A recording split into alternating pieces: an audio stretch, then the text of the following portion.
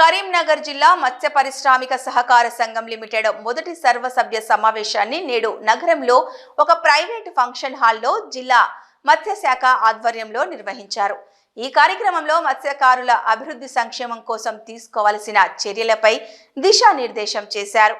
ఈ సమావేశంలో జిల్లా మత్స్య పారిశ్రామిక సహకార సంఘం అధ్యక్షులు పిట్ట రవీందర్ మాట్లాడుతూ మత్స్య సహకార సంఘం ఆధ్వర్యంలో మత్స్య కార్మికులు ప్రధానంగా చేపలు పట్టుకునే వృత్తి చేసుకున్నట్లయితే అభివృద్ధి చెందుతారని సూచించారు. త్వరలోనే కరీంనగర్లోనే కోల్డ్ స్టోరేజ్ నిర్మాణం కోసం కృషి చేస్తున్నామని తెలిపారు.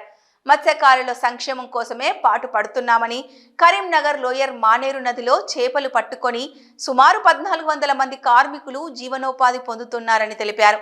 ప్రభుత్వం ఇచ్చే సంక్షేమ పథకాలను సద్వినియోగం చేసుకోవాలన్నారు.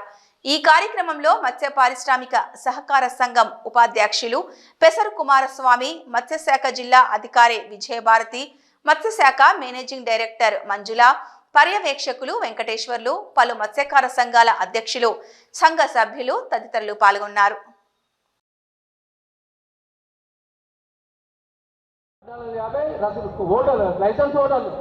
వాళ్ళకి ఇన్సూరెన్స్ వస్తుంది, వాళ్ళకి అన్ని వస్తున్నాయి, వాళ్ళు బతుకుతున్నారు. 1000 మంది పడ్డారంటే 1000 మంది దాకా తెప్పలు కొట్టుకుంటూ రాత్రి వాళ్ళు తమ రోజు 500, 1000, 2000, 1000 ఎప్పుడో తక్కువ సంపాదిస్తారు మార్కెట్ వల్ల. ఎక్కడ ఇంకా చుట్టూ మీరు కూడా పట్టుకోరన్నా, లేకపోతే మీ ఊళ్ళో కలిసి తీసుకొని మీరే పట్టుకొని అమ్ముకొని మీ మార్కెట్ ఇప్పిస్తాం. మండలి ఎన్నుకోవడంలో డబ్బులు ఉన్నాయి.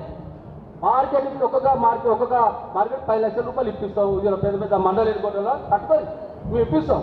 మా డబ్బులు ఉన్నాయి, జిల్లా పరిషత్తులు ఉన్నాయి. మంచి 50 కిలోమీటర్లు పెట్టుకొని మనకున్న జీవనం ఎవరికి లేదు.